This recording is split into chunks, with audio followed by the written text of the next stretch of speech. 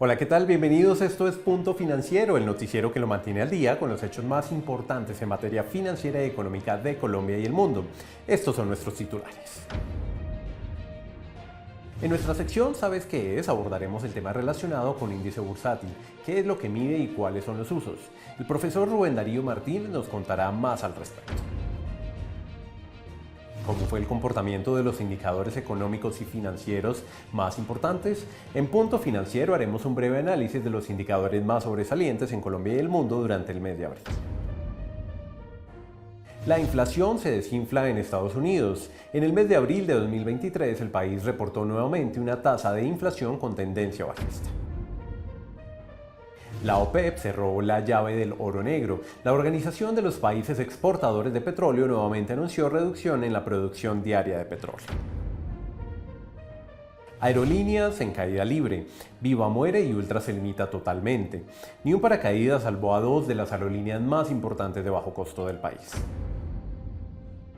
Crecimiento económico en Colombia. El escenario económico en 2023 para nuestro país afronta diversos problemas, motivo por el cual los analistas no prospectan nada alentador.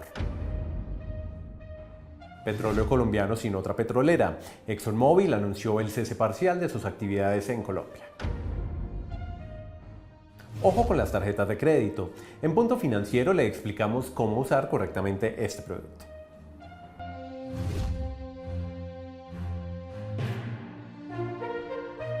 Comenzamos con un tema que muchos podemos desconocer y es el índice bursátil. ¿Qué mide y en qué se usa? Para hablar un poco más de este tema nos acompaña hoy el profesor Rubén Darío Martínez Amado, docente de finanzas del Politécnico Gran Colombiano, quien es economista y además candidato a doctorado en Administración y Desarrollo. Profesor Rubén, un gusto saludarlo y mil gracias por acompañarnos en esta primera emisión de Punto Financiero. Hola Andrés, un gusto estar acá presente en la primera emisión del noticiero Punto Financiero, una iniciativa del Centro de Educación e Investigación Financiera del Politécnico Gran Colombiano. Profesor, empecemos por contarle a nuestra audiencia qué es un índice bursátil. Claro que sí, Andrés. En términos generales y de manera muy básica, un indicador bursátil hace referencia a un grupo, a una canasta, a una bolsa de acciones de empresas que tienen características similares o criterios similares para que hagan parte de esa bolsa. Se eligen de esa manera, teniendo en cuenta algún tipo de características que tienen en común. También se denomina indicadores de referencia o índices de referencia. Para darles a entender por qué se denominan indicadores de referencia, Andrés, una pregunta. Si usted quisiera invertir en el mercado accionario, invertirse en X o Y acción de alguna empresa, ¿en qué se basaría para tomar esa decisión? Profesor, si usted me pregunta en qué invertiría, a mí me gustaría, por ejemplo, buscar empresas reconocidas en el sector tecnológico, por ejemplo, como Apple, como Google, que me brindan de pronto una confianza para poder invertir mi dinero. De acuerdo, Andrés. Note lo importante de lo que está diciendo usted. Está tomando como punto de referencia empresas que tienen una gran trayectoria, que ya son estables en el mercado, que ya tienen un gran recorrido y como tal eso es un indicador de referencia. Tiene en cuenta algún tipo de empresas donde los inversores toman como punto de partida al momento de entrar a decidir si invertir o no en X o Y acción. Profesor Rubén, de acuerdo a lo que usted menciona, ¿con qué criterios se ponen esas acciones en ese indicador o en esa cesta que menciona? Claro que sí, Andrés. Al respecto, puedo darle una serie de ejemplos. Puedo hablarle para efectos de Colombia y para efectos de Europa, del Colcap 20 y del IBEX 35 respectivamente. Ambos son indicadores los más fuertes para ambas bolsas y tienen en cuenta dos criterios de los tres que voy a mencionar, que son liquidez y capitalización. Liquidez entendida como la presencia que tenga una acción al momento de transar. Si tiene mucha presencia, si compran y venden muchas acciones, pues el volumen de liquidez es muy alto. Ese es uno de los factores. Y la otra, como mencionaba, es la capitalización, de referencia al valor en conjunto que tiene un grupo o todas las acciones de una empresa en el mercado. También como tercer criterio podemos hablar de que esas acciones que hacen parte de un índice hagan parte de un sector económico. Por ejemplo, el Dow Jones tiene en cuenta, para efectos de Estados Unidos, las 30 empresas del sector industrial únicamente. Tienen en cuenta todo lo que son empresas de transformación de materia prima a producto terminado. Hay muchas empresas del sector allá, de ese sector. Podemos hablar del Nasdaq, que solamente tiene en cuenta empresas del sector tecnológico. Ahí están Facebook, anteriormente llamado Facebook, hoy en día Meta, está Google, está Apple, entre muchas, Amazon, entre muchas otras. Y por último, pues está el Standard & Poor's 500, que tiene en cuenta las 500 empresas de diferentes sectores, pero los más fuertes de la economía norteamericana. Entonces, esos tres criterios, liquidez, capitalización y gran parte del mismo sector, entre otros criterios, son los que se tienen en cuenta para que una empresa o una acción haga parte de ese tipo de indicadores bursátiles. Importante lo que nos menciona, profesor. Y bueno, ya para cerrar, contémosle a la audiencia cuál es la función de estos índices bursátiles o para qué sirven normalmente. Claro que sí. En primer lugar, nos sirven para medir o nos dar información acerca del comportamiento accionario de unas empresas dentro de un país. Si la economía de un país está bien, en términos generales, el indicador tendría a subir. Es decir, que si no todas las acciones, la gran mayoría de acciones que hacen parte del indicador, tuvieran una tendencia alcista en su precio, es decir, que subieran como tal en el precio como tal. Y por otro lado, y en segundo lugar, los inversores tienen en cuenta esos indicadores bursátiles para medir la evolución de las empresas y el comportamiento del mercado, y con base a eso tomar decisiones, y ojo, repito, tomar decisiones más objetivas con respecto a la creación de portafolios o canastas de inversión para sí mismos. Profesor Rubén, muchas gracias por acompañarnos hoy en Punto Financiero y esperamos verlo pronto nuevamente. Un gusto también para mí haber estado con ustedes y hasta una próxima oportunidad.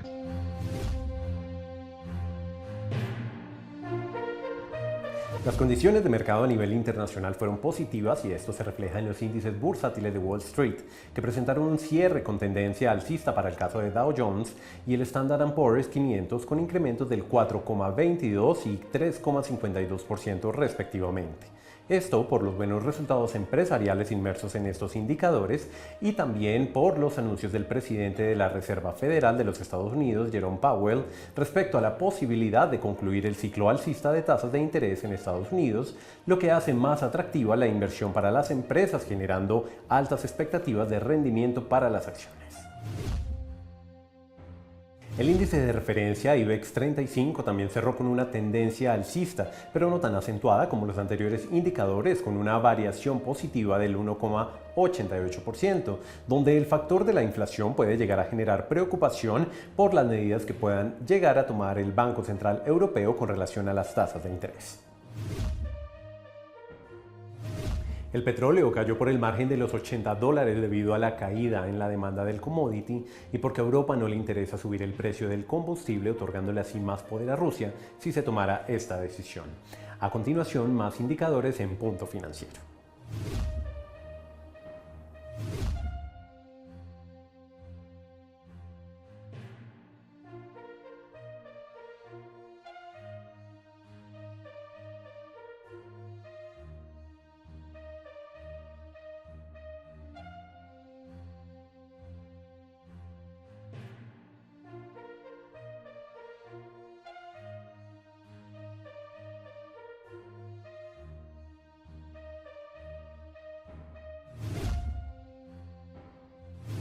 La tasa representativa del mercado inició el mes de abril a 4.646 pesos colombianos y a partir de ahí tuvo una tendencia bajista hasta llegar a mediados del mes a un piso o soporte de 4.425 pesos.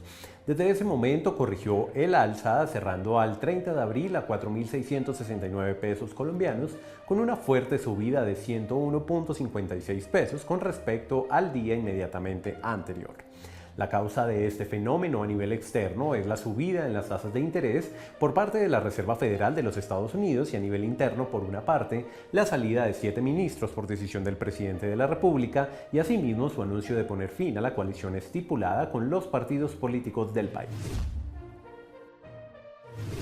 El índice de referencia Colcap de la Bolsa de Valores de Colombia cerró al alza en el mes de abril como consecuencia del comportamiento satisfactorio de diversos sectores económicos como el de energía y bienes de consumo básico. En lo corrido del mes de mayo, el Colcap ha tenido una disminución a partir de los anuncios de la nueva administración de Ecopetrol con relación al inicio de nuevas búsquedas de yacimientos de petróleo, lo que ha afectado la cotización del índice por el peso de la ponderación que posee la acción dentro del mismo, que es cercano al 30%. A continuación, más indicadores en Punto Financiero.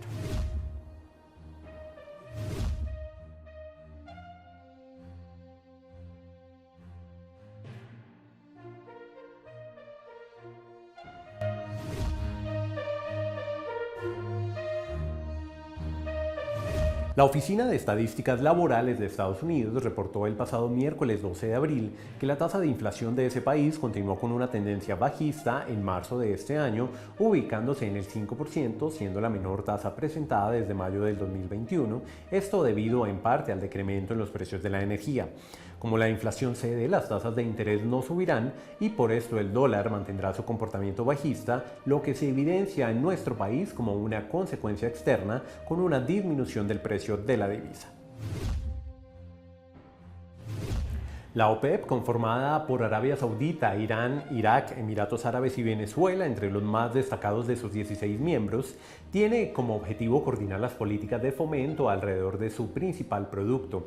Así es que para asegurar los ingresos originados por esta operación, dicha alianza decidió a inicios de abril reducir la oferta de petróleo en 1.100.000 barriles diarios, con lo que el precio del crudo de la cesta OPEP a cierre de abril tuvo un incremento en el precio de 7,53% en promedio con respecto a marzo.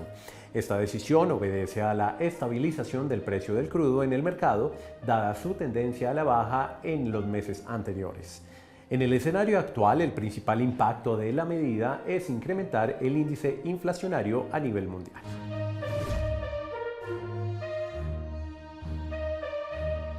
Hoy en Colombia Financiera vamos a analizar a las aerolíneas Viva Air y Ultra Air, quienes cerraron operaciones respectivamente en febrero y marzo de este año. Entre las causas se encuentran el COVID-19, financiación e inflación. La pandemia trajo consigo serios problemas financieros para todas las empresas a nivel global.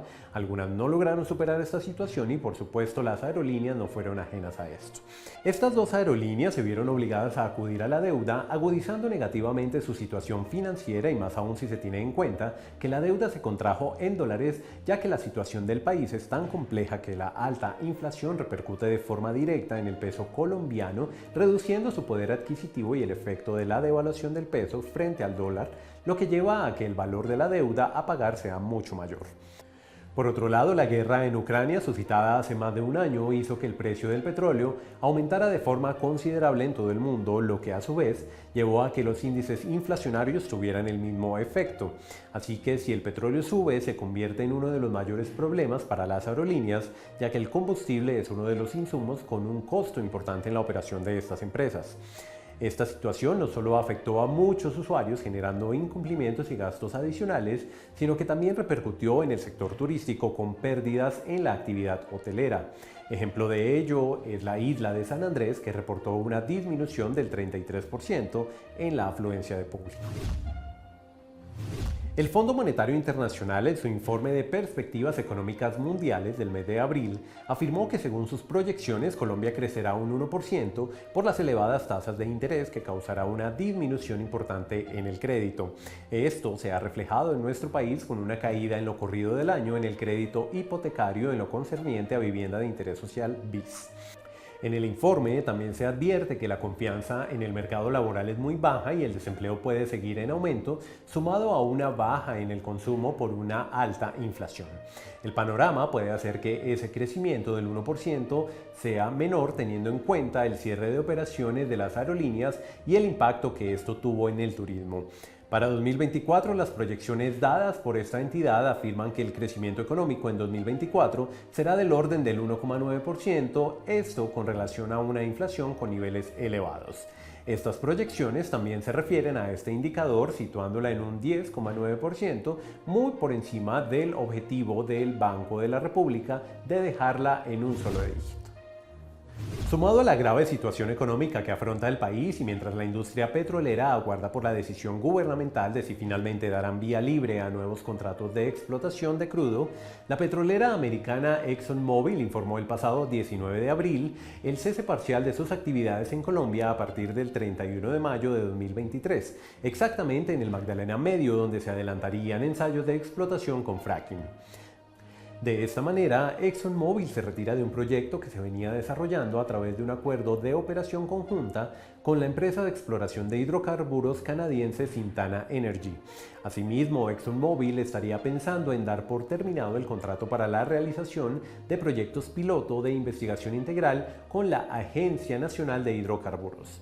El acuerdo de operación conjunta, como el contrato con la Agencia Nacional de Hidrocarburos, se relacionan con dicha zona geográfica.